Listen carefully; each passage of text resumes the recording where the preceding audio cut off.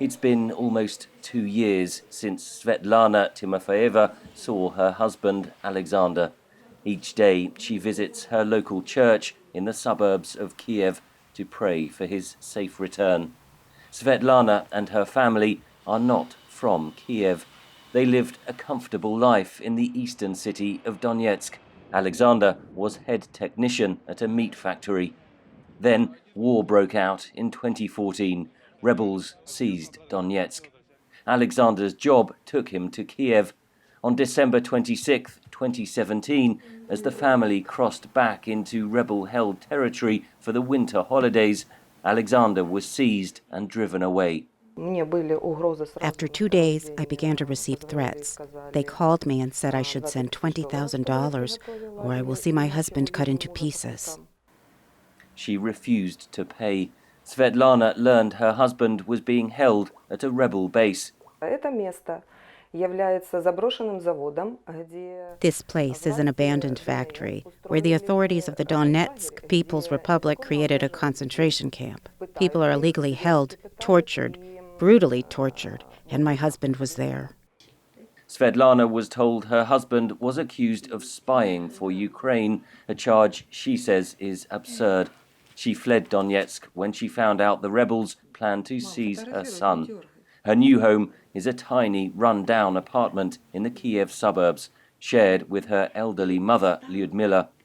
Last month, Alexander was sentenced to 14 years in prison. This week, to Svetlana's shock, Alexander appeared in a video on YouTube, looking thin and with scars on his face. In the footage, Alexander purportedly admits to spying for Ukraine. Lawyers say it's a forced confession, and he seems to be reading from a script held next to the camera. In recent weeks, Ukraine and Russia have conducted prisoner swaps, part of renewed efforts to bring the war to an end. Unfortunately, it's been 2 years. Not a single captive that is held on the non-government-controlled territory in Donbass has been released. Ukraine is pushing for a settlement, offering autonomy in eastern rebel-held territory in return for free elections. Svetlana says she could never go back. These people who called on Putin to bring in his armed forces, they hurt me a lot. They simply stepped on me and my family and my husband. They brought Russian armed forces there. I lived there for 1 year when the war started. I saw Russian forces. I don't want to return to this Donetsk. This is not my Donetsk anymore. This is not my homeland.